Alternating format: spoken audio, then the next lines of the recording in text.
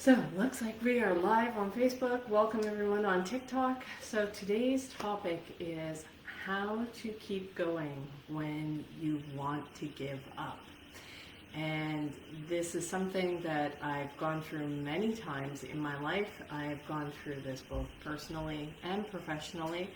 And we'll draw a little bit from even today of sitting here of like questioning myself. I'm like, what am I doing? Is this even matter to anybody? And trying to figure out and struggling with why is this so difficult to do the live tonight. And so one of the things that I do is I sit with those feelings. I sit with them and I allow myself to question what is it that's going on. And the goal is to get to the root cause of where is this fear coming from.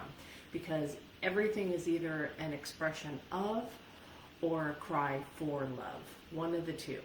And so if you're in an energy of hesitation, of doubt, that is fear, and that is crying out for love. So it's like, so what's going on? So I started to understand. I'm like, okay, why can't I just pull the trigger? You have like 10 different topics. You could just go ahead and do this. And I had to sit with myself and really understand what was going on. Why was this such a struggle today? And as soon as I got it, I was like, all right, now I could go live, finally. It took a little bit. And I'm willing to stick things out. And I'm willing to really try to understand what is it that is the emotional issue, because it's not a skill thing. It is not a lack of determination. It is not a lack of willpower when we want to give up. It is a lack of clarity.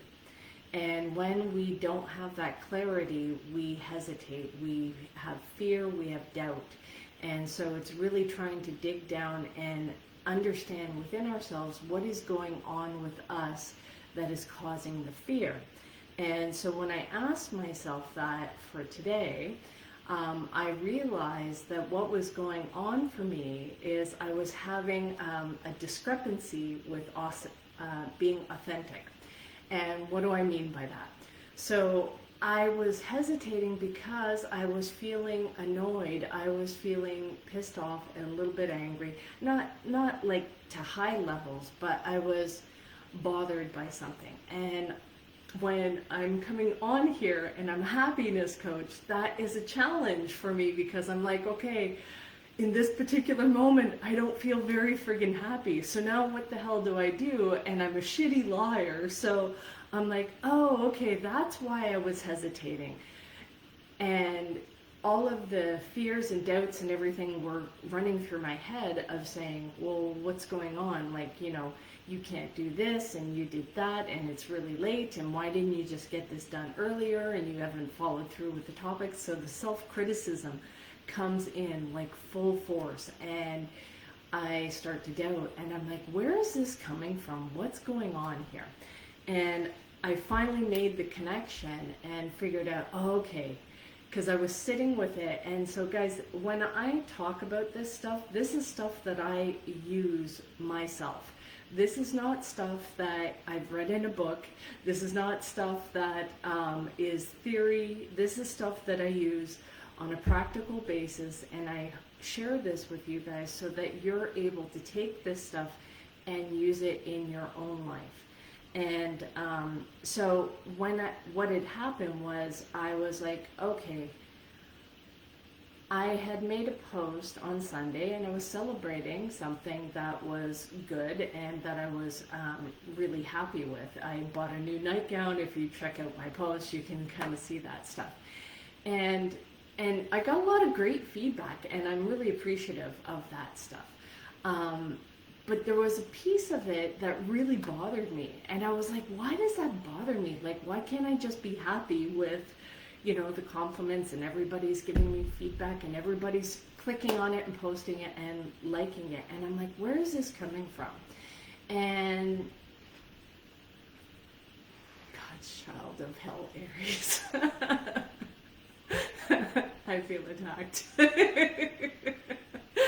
Uh, so I'm like, where's this coming from? And I realized what it was is it was because I've talked about this before too. 20% is what's going on today, 80% is from the past.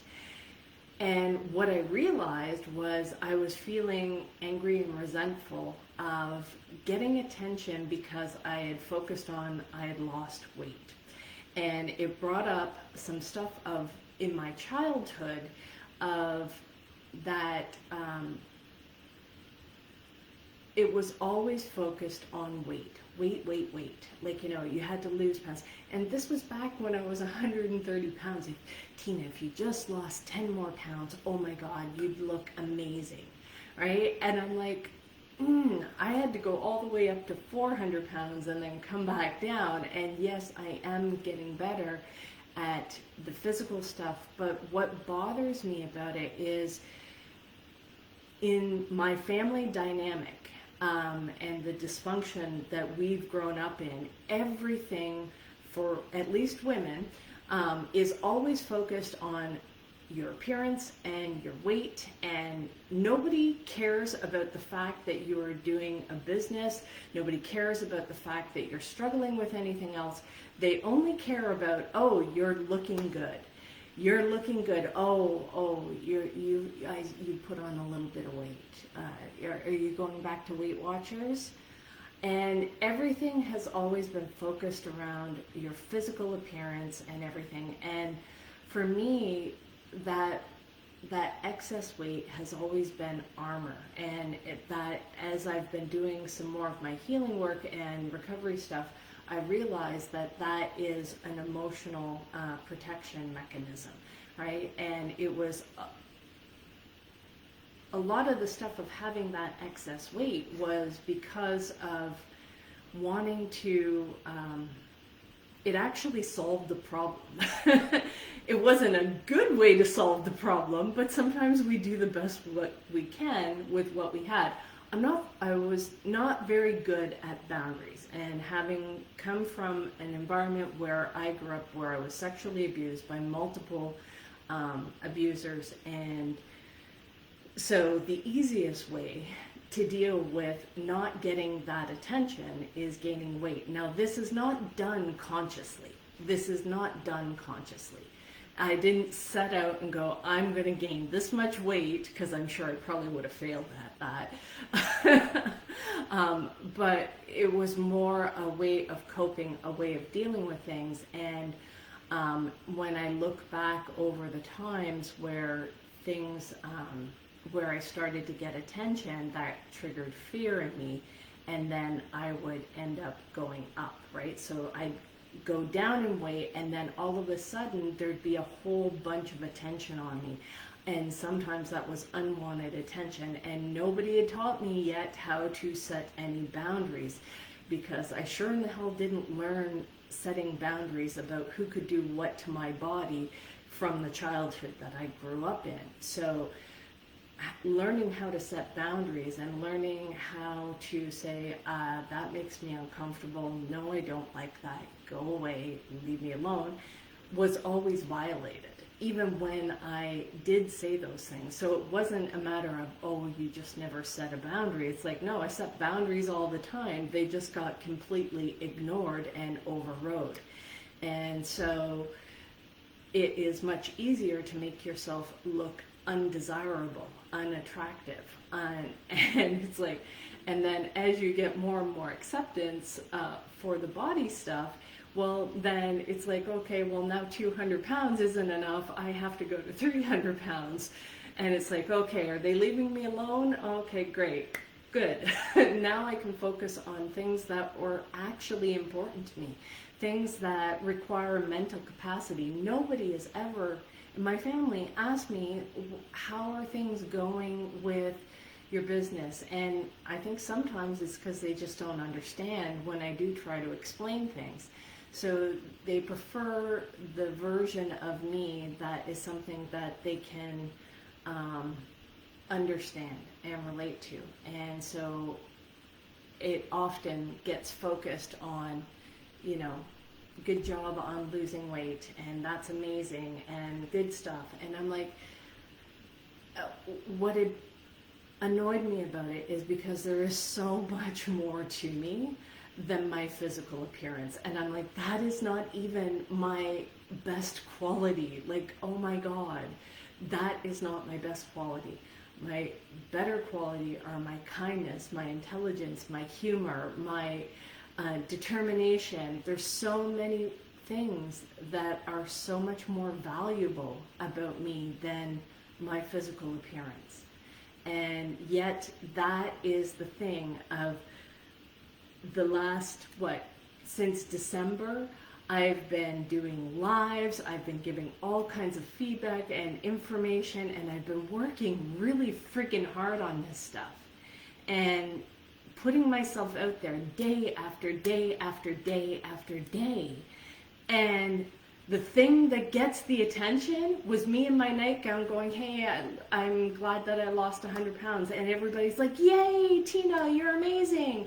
And I'm like, fuck, that pisses me off. And this is where I was having the challenge with this. That actually pisses me off. I know everybody's trying to be supportive, but it pisses me off because there is so much more to me than my physical appearance. And the fact that I lost weight. In fact, that's the same 100 pounds that I lost since last year, right? And the fact that I've been able to maintain that at least and didn't go back up is a good achievement. That I'm more impressed with than the fact that I went down, because I've lost hundreds of pounds over the years and gained it all back like a friggin' slingshot. And coming down to this, and I realized that's why I was having trouble going live tonight, because I wasn't happy. I wasn't happy with that kind of stuff. And how do you deal with that? And I'm like, okay, well, Tina, how would you coach a client that was struggling with this kind of stuff? And I'm like, well, number one is you have to be honest about exactly how you're feeling.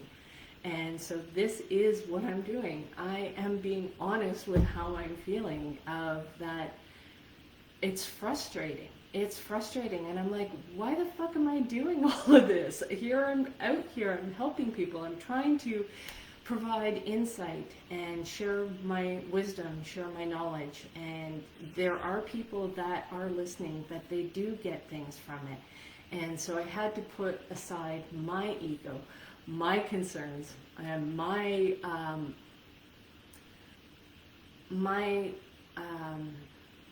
lack of happiness, for lack of a better term,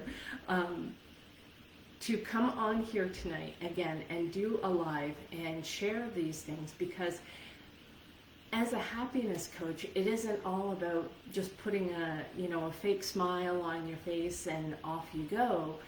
It is where I found the most freedom and the most ability to be happy is by admitting the times that I'm not happy, admitting the things that make me angry. And that has been something growing up in the childhood that I grew up in. Anger, no, as a survival mechanism, I had to learn to suppress that anger. And the way that I suppress the anger is through food. And so as long as I was, fat and happy, right? That's what everybody wanted.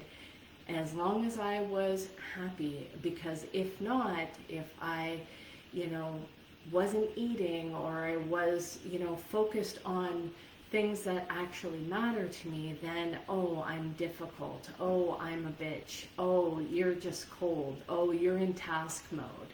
And it's like, okay, so the goal is just to always be happy and appear happy, and don't cause any problems, and those kind of things. They're not direct messages. They're often subconscious or unwritten rules, right, that happen in dysfunctional families. And these things get carried over into a business environment. So it's both. And I'm like questioning, I'm like, okay, I know The reason I started this is because I know the thing that has helped me the most is the people that had the courage to come and speak about the things that they were feeling. And I remember listening to a speaker this one time. She talked about how friggin' angry she was and how frustrated she was and how pissed off she was. And I was like, now that I can actually relate to. And I was like, I hung off every word that she said, and I listened to what she had to say. And because even though on the outside I looked all happy and bubbly and everything, there was a lot of anger, a lot of rage, a lot of pain that was internal. And there were maladaptive ways that I learned to cope with it. I learned to cope with it through food. I learned to cope with it through work. I learned to cope with it through being a good girl and getting attention that way. And hiding all of this anger and this rage and this pain was actually hurting me. And so learning to actually speak up about these things, learning to give that part of myself a voice has been a big part of my healing journey. And it has been something that when I actually got a taste for it, it does become addictive. So be forewarned there. And it's like the truth will set you free, but first it's going to make you feel like shit. And so I didn't really want to come on here and admit that I wasn't happy, and especially when everybody was being positive and everything, and it's like, geez, Tina, you can't ever be happy. You're always difficult. And I'm like, oh, there's some more criticism from my childhood coming back up. And it's not that. It's like, no, I don't want the attention because of my body and the way that I look and that I'm looking good. And it's like, no, the reason I'm looking good is because I'm feeling better. It's because I was feeling better. And when we feel better, we don't need those maladaptive coping mechanisms. We don't need to stuff and suppress all of these emotions that we have, right? And sure, you could just focus on don't eat this and exercise more and do all those kind of things, but it was when I started to feel that my feelings mattered, that when I had found a coach that I could talk to and share about what was really going on and have that listened to and understood and validated, that is when things started to change, and the weight started to come off. And I wasn't dieting. The weight started to come off easily because I was happier. I felt valued, not because of the way that I looked, but because I'm a human being, and there was a lot more to me than just physical appearance. And so being able to have someone listen to you for that kind of stuff, and someone recognize your value and worth the way you are right now, no matter what, and having that reminder and having that place that you can talk about the things that are going on for you is really, really valuable. And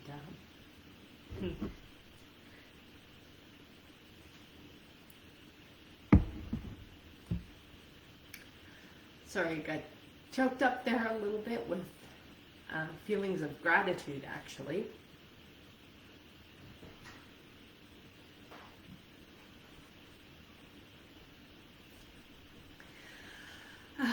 Another reason why I came on tonight was because some of the fear was, I'm not going to do this perfect. I'm going to mess this up, and people won't see me as an expert because I don't have it all together. And it's like, no, some days are challenging. This is stuff that I deal with. I struggle with depression. I struggle with anxiety. I struggle with suicidal thoughts sometimes. And that has been since I've been 17. So This isn't new, and yet I'm still here. So I'm still able to figure out how to get through this life. And some days are messier than others. Today, he was for me too, girl. Tomorrow will be better, I hope. Thanks, best mom ever. Yeah. And, you know, I think part of why that I was like this is because I've been go, go, go. I haven't given myself a break. Lately I've been trying to get a couple of other things done. And so, yes, I was more in task mode, more in logic mode, more in my corporate kind of mind. And unfortunately, being a coach like this, I need to be much more heart space. So I learned from that doing this is that I wasn't giving myself enough downtime. So I tried to do that a little bit today. I got some more paintings done, so that was good. And so doing those kind of things does help. And so in wanting to give up, it's what is going on there, and what I realized is it's just fear. And fear is false evidence appearing real. And the way to combat that is to expose it. Because all of those, that shame that you feel, that not good enough feeling, that those angry feelings, getting them up and out of your system, speaking them and saying, this is what's going on for me. And then when you're able to do that, you can see that that is not the truth. It's only when it stays in our heads that we believe it to be true. But when we put it out there, whether we're writing it down or whether we're saying it out loud, then we can confront it and we can realize it's like, that doesn't make any sense. That's not true. That's not real. And that is when we can overcome those fears. And because I know logically, it's crazy for me to think that I can't do this, because I have been doing this. And I have been doing this for, even before I started coaching, I was doing this on the side for other people. I always try to tell myself that we only have one life, and I can do new things, jobs, etc. Push, yeah, exactly, best moms ever. And I always need to give myself more sleep, but I never want to go to bed. I feel you, girl. I feel you. And I realized too, when I get in that mode, because I was questioning that of what was going on for me there, and what is going on is it is an anxiety response. It's a survival mechanism that I developed in childhood, because it was safer for me to be up in the evening. So everybody else would be asleep and I would wake up, and I would stay awake for 3 to 4 hours in the evening by myself. And it was the only time that I could actually get peace, right? There was always something going on. There was fights, there was arguments. So when everybody else was asleep and I was awake in the middle of the night, that was when I felt safest. And so because of that, I tend to be a little bit more of a night owl. The alone time, right? Getting that alone time, getting that time for thoughts, dreams, all of that kind of stuff. And I would just play classical music, right? That is what I would do. Such a rebel, right? I'd go downstairs in the basement and I would play classical music, and I would just sit and I would read, I'd do other kinds of things. And then when I started to feel tired again, then I would go back to bed and I would sleep. And then they couldn't figure out why I wouldn't wake up in the morning, and then they kept putting me to bed earlier, and then I could just get up earlier and just stay up longer. And so, yeah, most mornings started with a fight with my brother trying to wake me up, and and then there were arguments and stuff like that that would happen, right? because he'd be trying to get me up for school, and he was an early bird, early riser, and a very light sleeper. I'm hard to get to sleep, but once I get to sleep, I usually sleep like the dead. And you know, so I can relate to not wanting to go to bed. And and when I recognize those things and I make that connection, it's not to say, oh, it's because of my trauma, that's why I'm not going to bed. It's like, oh, okay, I seem to be behaving in my survival mechanism. What is going on with me? And that is a signal for me, not to beat up on myself, but to question, what is it that's going on? Why am I operating in this way that I know is not best for me? And what is going on? Where is the fear that's causing this? And when I start to question that, when I start to examine what's going on there, that's what allows me to kind of pinpoint what is the true problem that I have to solve, rather than the surface level problem of just go to bed, right? You know, oh, it must be my phone, it must be the screen time, it must be this, it must be something external that is causing me to do that. It's like, no, it is an internal thing, and then we use external things to justify those behaviors. But really, it's doing the emotional work and understanding what is going on. Why are we looking for that distraction? Why are we looking for that coping mechanism? Why are we doing these things?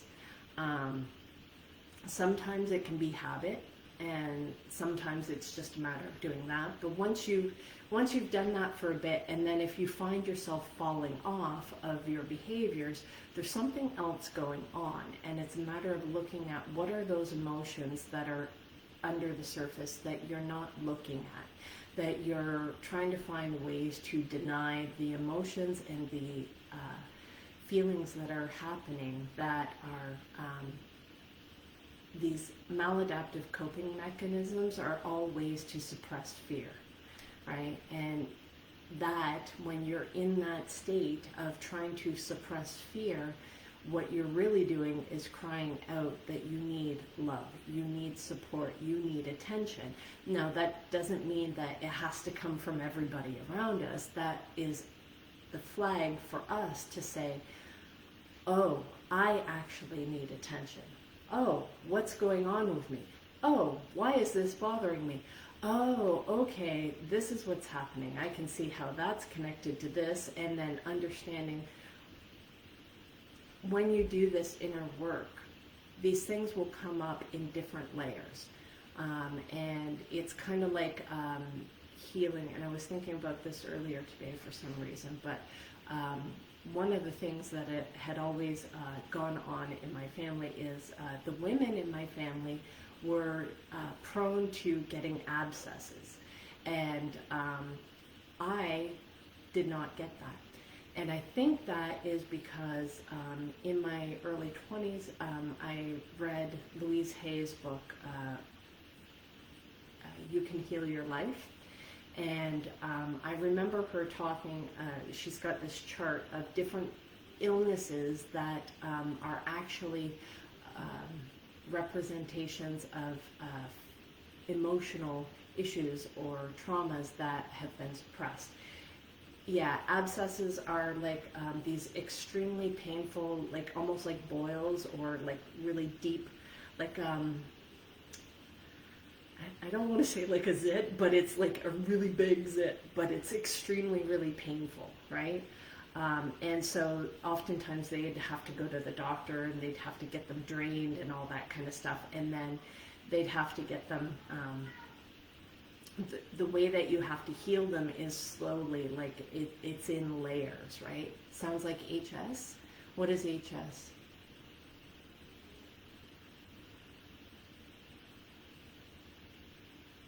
I'm not sure what HS is. But Louise Hay talks about abscesses being festering anger, festering resentment. Oh, I've never even heard of that. I don't even know how to pronounce that. Hydrangea sativa?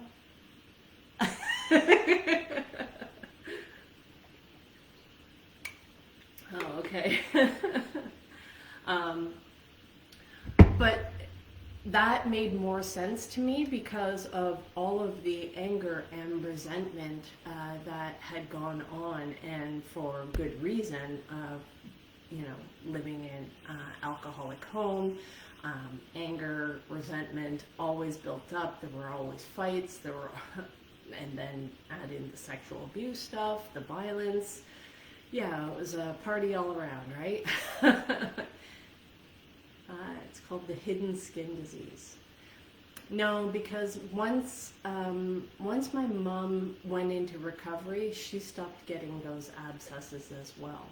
And after my uncle died, and my aunt wasn't dealing with an active alcoholic all the time, she stopped getting those as well. So those were kind of things that. And the funny thing is my brother, he actually ended up getting some abscesses when he was going through a lot of anger and resentment. And I was like, oh, damn. So this is why I think I've always said there's no room for hate in my heart. I don't do it because I don't want those kind of illnesses and challenges and stuff like that come up from that. And so paying attention to the early warning signs and being able to open that up sooner, talking about that kind of stuff sooner, expressing those feelings that you're having sooner in a way that is not attacking anybody, is just you stating how it is that you feel, whether you do that through a journal or talking that out directly with someone, or just saying it out loud to yourself, of knowing what it is that is bothering you, what is upsetting you, what is causing that fear. So if anger is the first stage of fear, right? So being able to do that, well, doubt is technically the first stage. But in your, the fight or flight responses, fight, flight, freeze, and fawn, those are the 4 stages of fear. So, yeah. A little bit of a rambly talk, but I ripped the Band-Aid off today because I knew I was struggling with this stuff, and I was struggling because I'm like, oh, but Tina, you're not like perfectly happy and all bubbly, so like maybe you can't come on here, maybe you shouldn't be a happiness coach. And it's like, shut up, stop it. Yes, I am a happiness coach, and I work on this myself. I'm my own best client. So I get to be the guinea pig and see, I practice the things that I teach, and I actually implement it. I actually do it. The topic is how to keep going when you want to give up. So in speaking the truth about what it is that you're truly feeling, in allowing yourself to risk looking foolish, risk maybe making a mistake, not being perfect, doing all of that kind of stuff, it takes away that fear. And loving yourself through your imperfections, even when you might look derpy, you might look stupid, you might look foolish. Good night, best mom ever. Have a good night. I'm going to be going to bed here very soon as well, but I stuck with this. I made sure that I came on, I sat with the emotions, all of these things that I talked to you guys about, these are all things that work. And look, 30 minutes later, here I am, I feel so much better, I'm so much happier, because I didn't give up, because I spoke my truth. I spoke what it is that was going on with me, rather than stuffing it down and denying it, pretending it's not real, giving it a voice, allowing myself to feel that, and look, it's already passed. It's not devastating. Doing the emotional work is not, it's not difficult, but it's challenging. Okay, so I mean, it's simple things that are implemented that can have a big changing effect. And this matters in your personal life and in your professional life, whether you're doing this in business. If your people can't actually speak up and tell you what is bothering them and what they're angry about and what they're annoyed about, if your customers are not getting that kind of attention, they don't have an avenue to speak up about what's bothering them, then all of the problems go underground and then they start manifesting in other areas, right?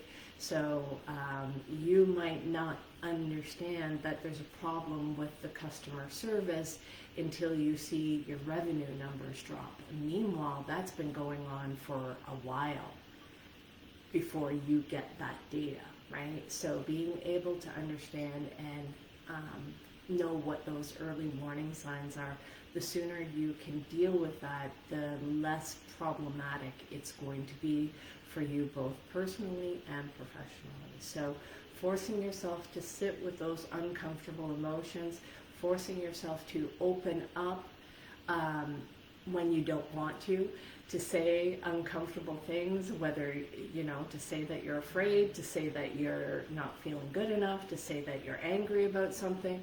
All of those difficult emotions can be transmuted, can be shifted and moved so that you can move into a happier place just by being able to properly express them versus suppressing them and ignoring them and denying them and pretending they don't exist and figuring if I do enough tasks then they won't hurt me. And that is more of a survival mechanism than actually a thriving mechanism. So guys, there's my little ramble. Thanks for listening. And I hope you guys have a great night, and I will be back again tomorrow. Take care. Bye.